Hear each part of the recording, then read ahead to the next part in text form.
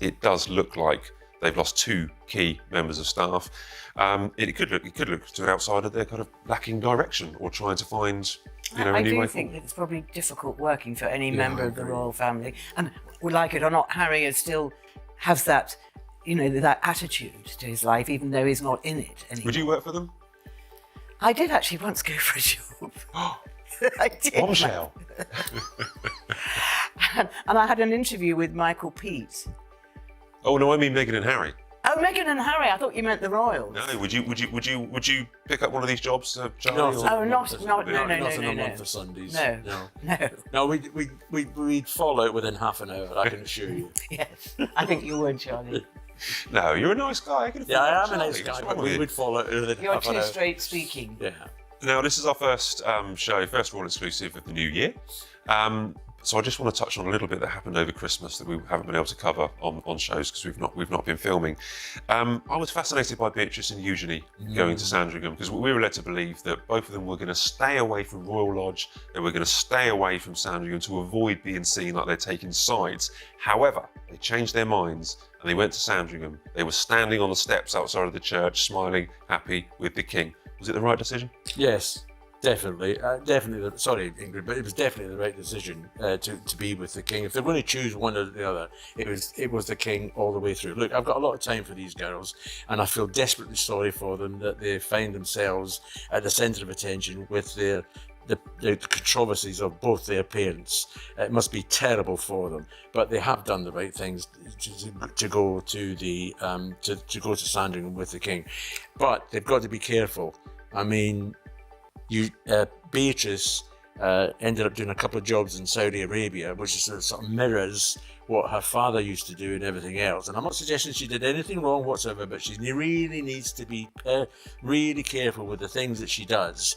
Otherwise, she's going to be tarred with the same brush. Big year for Beatrice and Eugenie, I Big predict. year. I agree with Charlie, but I don't think Beatrice and Eugenie had a choice.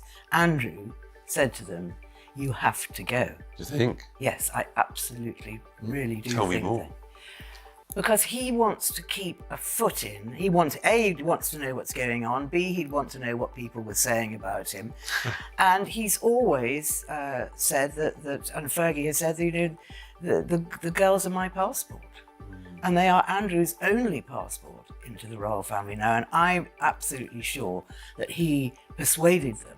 And they might have said, "Oh, Papa, we want to be with you." And he'd said, "No, I want you to go there. That's what's going to make me happy." I think Ingrid's absolutely right. I hadn't thought of that. Yeah. I hadn't thought about that myself. But I mean, I think she's absolutely right. Andrew wants to keep an eye on what's going on within the royal Which family. is understandable. It's which is human understandable. nature, isn't it? He's not invited, so he's not at the table anymore.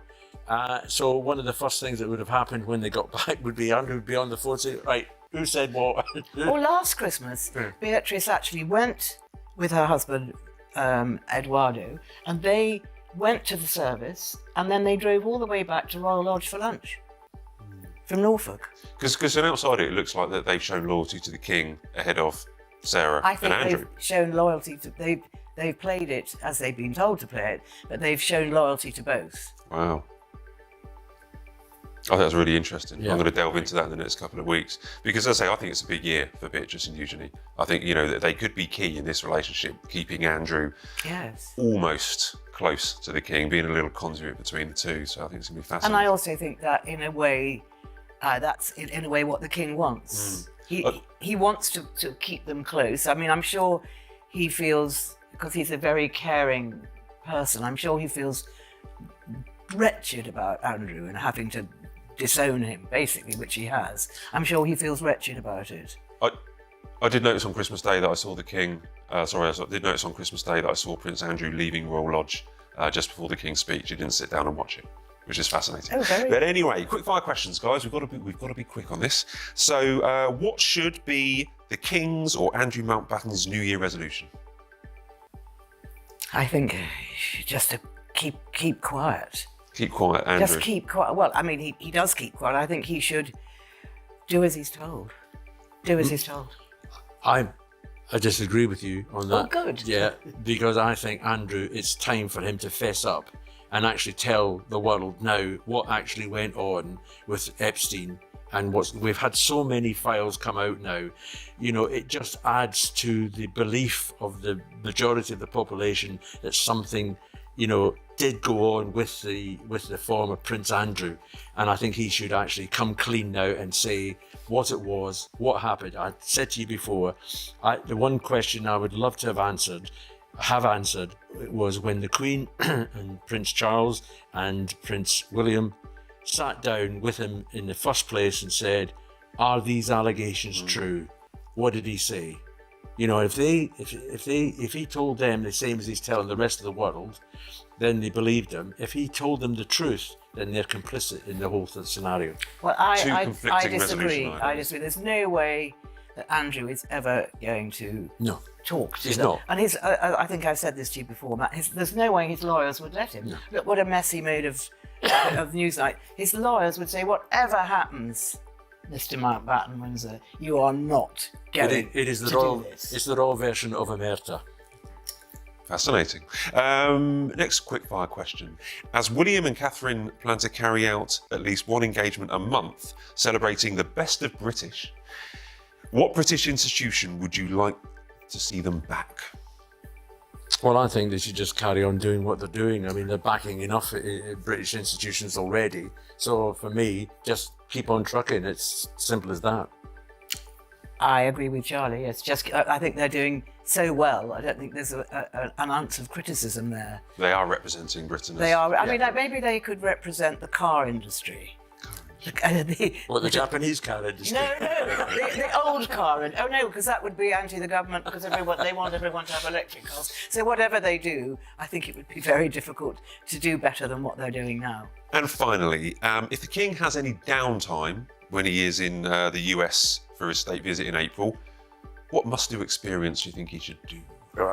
As we've discussed already, he's not going to have that much downtime, to be perfectly honest, to go around and do the sort of visits, like Statue of Liberty, Ellis Island, Central Park. He's not going to have that. He's not going to have that opportunity. It'd be nice to do it. I mean, when we were covering the royals and following them around the world, we went to various places, but it was only because the royal themselves went there as part of a job, like the Taj Mahal, Petra, all these sort of places. We were only there because the royals were there, so they don't have that much downtime.